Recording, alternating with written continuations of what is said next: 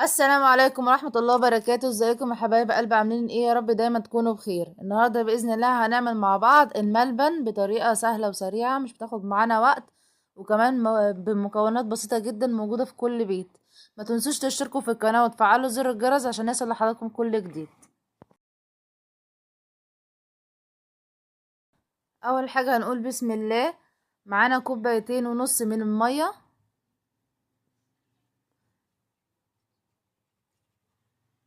ننزل عليهم بكوبايتين من السكر بالشكل ده زي ما حضراتكم شايفين.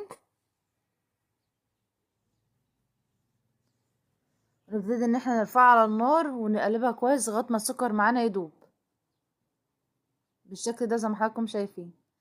ما ننساش نصلي على سيدنا محمد ونقول اللهم صل وسلم وبارك على نبينا محمد وعلى اله واصحابه اجمعين. نبتدي ان احنا نقلب كويس بالميه والسكر بالشكل ده زي ما حضراتكم شايفين.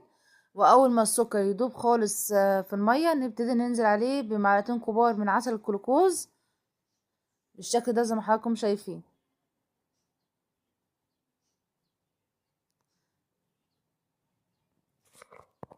طريقة سهلة وسريعة، مش بتاخد معانا وقت ولا مجهود، ومكونات بسيطة جدا موجودة في كل بيت، نقدر نعمل كميات اللي احنا عايزينها.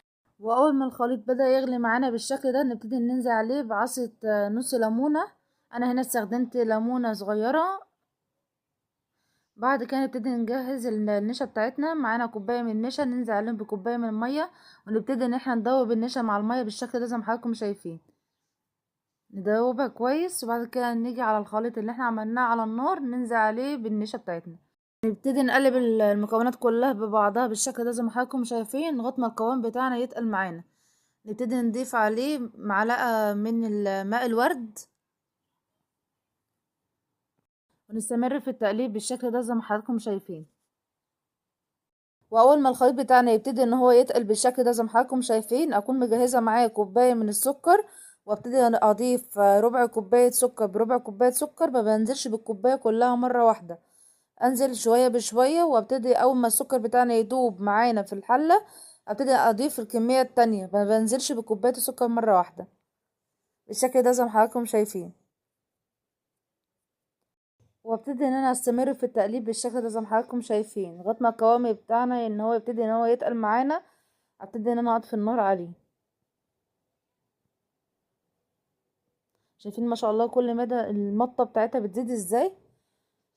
بعد كده هنكون مجهزه اتنين قالب بتاع تلاجة، وادهنها دهنه خفيفه جدا من الزيت، وابتدي ان انا انزل عليهم بالنشا